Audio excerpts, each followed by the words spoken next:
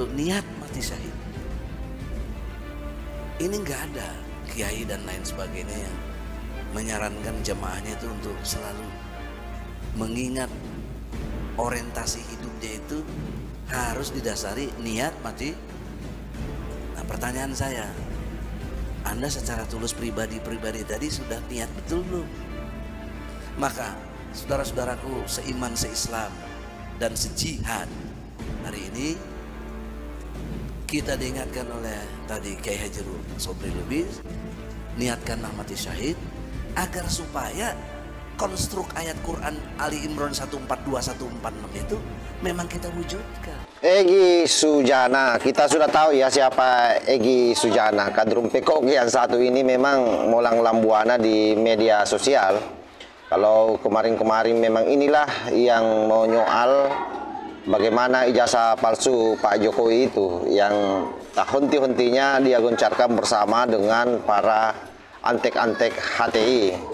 Nah, kali ini dalam acara haul meninggalnya Laskar FPI yang 6 orang itu, Egy Sujana memberikan kata sambutan di dalam acara tersebut, dan kita sudah mendengar cuplikannya bagaimana secara barbar memaknai surah Al-Imran ayat 142 dengan ayat 146, di mana Egy Sujana menerjemahkan bahwa jihad itu dia terjemahkan secara tunggal, yaitu mati syahid.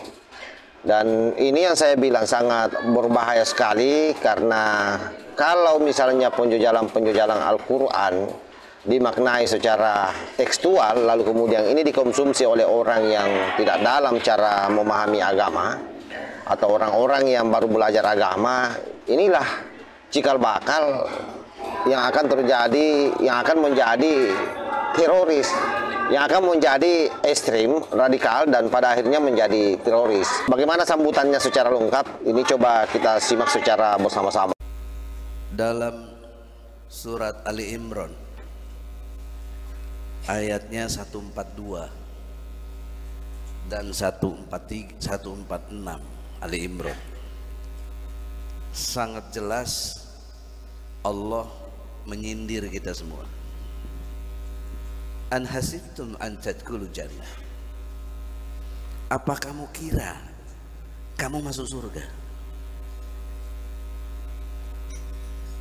Dalam ilmu logika, pertanyaan demikian itu sarkasme. Jadi lo pikir lo masuk surga? Udah pakai pakaian haji, umroh, para habaib, ya, kau pikir masuk surga?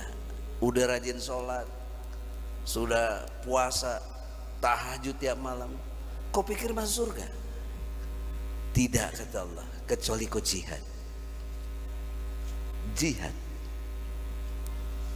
dan sabar. Kekeliruan kita dalam memahami jihad dan sabar, jihad jadi kontradiksi dengan sabar, karena jihad dianggap kekerasan, sabar dianggap kelembutan. Padahal dalam konteks konstruksi ayat Quran tadi, jihad sandingannya sabar. Tapi kita di brainwash untuk jadi kontradiktif. Kita selalu diberikan pengertian sabar, tahan amarah, jangan emosi, jangan marah-marah, cicing we. Nah, gitu. Oleh karena itu nggak ada giroh jihad tadi. Makanya luar biasa nasihat dari Ketua Umum Persada Kiai Haji Sobri Lubis tadi, sampai dituntun kita untuk niat mati syahid. Ini nggak ada kiai dan lain sebagainya yang menyarankan jemaahnya itu untuk selalu mengingat orientasi hidupnya itu harus didasari niat mati. Nah, pertanyaan saya, Anda secara tulus pribadi tadi sudah niat betul belum? Jangan karena dituntun Kiai Haji, Anda sendiri. Nah, saya menambah logika saja secara ilmu hukum bahwa pencapaian dari 6 syuhada ini diwakili keluarga korban Pak Aceh, ya, luar biasa. Sebagai orang tua, beliau berhasil. Karena orang tua keberhasilannya itu dia mempunyai anak yang soleh atau meninggalkan anak yang soleh. Nah ini nggak bisa dikerjain oleh kita sendiri kalau tidak si anaknya juga terkonstruksi dalam dirinya itu untuk selalu niat mati. Nggak bisa. Kalau amal soleh bisa dia, ilmu yang bermanfaat bisa dia sendiri, tapi mengkondisikan anaknya syahid nggak bisa, mesti orang itu sendiri. Orang tua hanya mengguidance saja. Jadi poin pentingnya adalah dalam haul ini ya, juga ada untuk Umi Habib besar kita, Imam Habib Rizik, dan hal-hal lain yang diniatkan untuk haul ini. Semua itu mereka jadi teladan kita gitu dalam dimensi hari ini. Dengan singgungan pertanyaan Allah tadi, apa kamu kira kamu masuk surga sebelum jihad dan sabar? Nah sabar dalam perspektif Ali Imran 146 itu dijelaskan ada 3 elemen penting konteks kesabaran itu. Yang pertama, orang yang sabar itu tidak lemah. Yang kedua, tidak patah semangat. Yang ketiga, tidak menyerah kepada musuh Allah dan musuh-musuh kita. Hentikan penggunaan Panadol, Neurofen, dan Voltaren untuk meredakan nyeri sendi. Musuh Allah dan musuh-musuh kita. Nah, dalam konteks kesabaran prima ini yang banyak hilang. Banyak aktivis juga yang sudah meleot hanya gara-gara jabatan dan jadi komisaris atau apapun tawaran-tawaran dunia tadi. Apalagi dunia advokat dengan amplop yang tebal-tebal, berubah sikap yang kita niatkan untuk mati syahid menjadi tidak bakal syahid. Maka saudara-saudaraku seiman, seislam, dan sejihad, hari ini kita diingatkan oleh tadi Kiai Haji Sobri Lubis, niatkanlah mati syahid agar supaya konstruk ayat Quran Ali Imran 142 146 itu memang kita wujud. Saya kira jelas sahabat ya. Jadi ada 2 konteks di situ, ada 2 teks di situ yang Egy Sujana garis bawahi, yaitu jihad dan sabar. Nah, padahal mestinya ayat ini dikontekstualkan. Boleh jadi kalau itu di zaman Rasulullah ada 2 hal yang terjadi di sana. Bagaimana mereka bersama dengan para sahabat berjihad, berjuang secara fisik, tetapi juga bagaimana perjuangan Nabi Muhammad SAW dan para sahabat dengan tekun dan sabar menyebarkan agama Islam ini.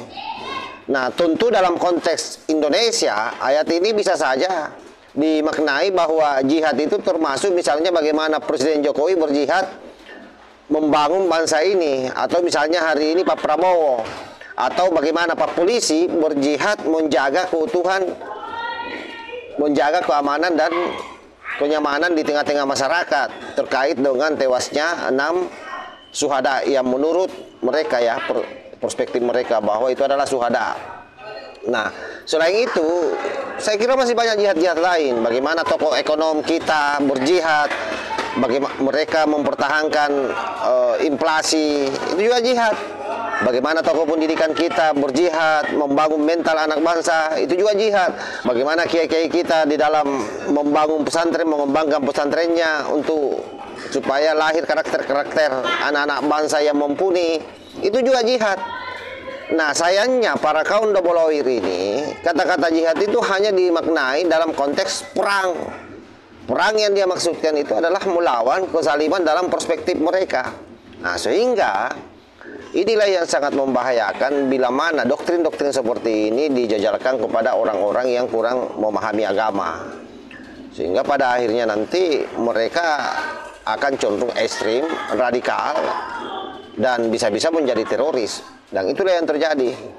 Karenanya memang harus selektif. Anak-anak muda hari ini harus belajar dengan baik. Anak-anak muda hari ini harus memang belajar di guru yang benar.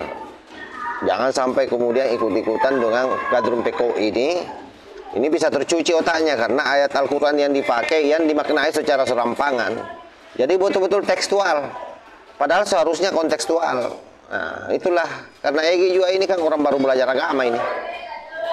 Jadi wajar saja kalau kemudian dia memaknai teks-teks dalam Al-Quran itu secara serampangan berdasarkan kepentingannya. Ya kepentingannya apa? Mau menghibur orang tua para laskar yang meninggal yang 6 orang itu bahwa mereka mati syahid. Padahal boleh jadi mereka mati syahid karena kita tidak tahu juga apakah betul perjuangan yang dilakukan oleh Rizik Syihab sehingga kemudian memicu banyak orang untuk ikut di situ. Itu murni karena agama, murni karena Allah. Jangan sampai hanya karena kepentingan politik. Sahabat-sahabat tahu sendiri. Bisa mengambil kesimpulan seperti apa pergerakan mereka. Bayangkan saja mereka ini bukan partai politik, tetapi dalam setiap pilkada, dalam setiap pilpres, itu mereka secara terang-terangan memberi dukungan secara politik. Nah, pahami sampai di situ. Jangan sampai kalian menjadi alat penjanggal kepentingan-kepentingan mereka yang notabene itu adalah kepentingan pribadi dan kelompoknya, lalu orang-orang pribumi yang dikorbankan. Nah itu, jadi kasihan generasi kita kalau kemudian selalu dijojali dengan doktrin-doktrin seperti ini. Ini menurut saya sesat karena tidak mencoba mengkontekstualkan ayat-ayat Al-Quran dalam konteks kekinian, dalam konteks bangsa Indonesia. Nah, saya kira begitu ya. Wallahul muwaffiq ila aqwamit thoriq. Wassalamualaikum warahmatullahi wabarakatuh.